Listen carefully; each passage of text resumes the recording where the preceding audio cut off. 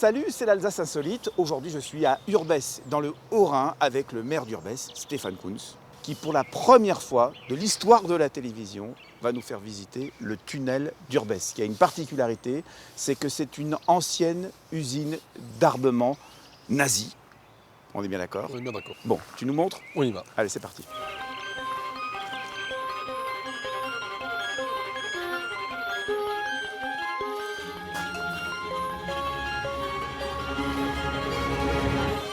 Ah ouais. Combien de kilomètres? 1,8 km jusqu'à la digue au fond, 4,8 km de percée. Et là, il faut imaginer des milliers de prisonniers qui travaillent pour les nazis. Il y en avait combien? Plusieurs milliers en deux vagues. Une première vague en fait, qui ont fait les travaux de génie civil d'infrastructure. Donc les Allemands ont fait couler 1,6 km de dalles béton.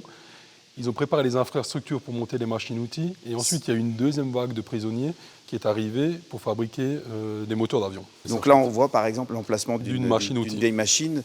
Que sont devenus les moteurs qui ont été fabriqués ici? Alors l'usine ici n'a produit qu'à plein régime pendant 15 jours.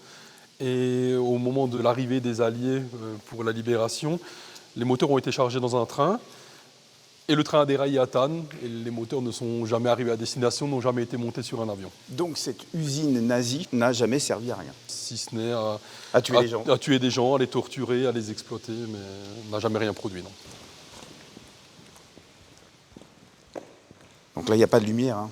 Non, il n'y a pas de lumière, et il y en avait très peu pendant la période de travail. Lumière alimentée en fait, par des groupes électrogènes, dont les gaz d'échappement restaient dans le tunnel, avec une ventilation extrêmement sommaire, ce qui ajoutait encore à la complexité. Alors Stéphane, on voit que la structure, elle est immense ici. Les nazis n'ont pas tout construit. C'est exactement ça. En fait, ce tunnel a été construit au milieu des années 30. Son but était de faire une liaison ferroviaire Mulhouse-Épinal. Et le chantier s'est arrêté quasiment à mi-parcours en 1935. Ça y est Stéphane, on arrive au bout là. Ça y est, on y est enfin. C'est la fameuse digue dont tu me parlais. C'est la digue qui a été construite pendant la Seconde Guerre mondiale. Donc derrière, si on devait continuer, il faudrait prendre une barque, c'est ça? C'est ça, et naviguer encore sur presque 2 km. Les prisonniers, ils allaient jusqu'à là? Quasiment jusqu'ici, en fait, à 200 mètres d'ici. Quasiment sur 1,6 km, il y avait des prisonniers qui travaillaient dans ce concentre de travail. Là, on s'en rend pas compte, mais il fait très chaud. Ouais. Manque d'oxygène, on le sent, il n'y a pas d'aération, il y a... Il n'y a vraiment pas de ventilation sur le bout du tunnel. Il n'y a que les 300 premiers mètres qui ont une ventilation. Et avec toutes les sources qui coulent dans l'atmosphère chaude, c'est assez peu respirable. Je ne sais pas si vous voyez, mais en tout cas, c'est absolument magnifique, hein.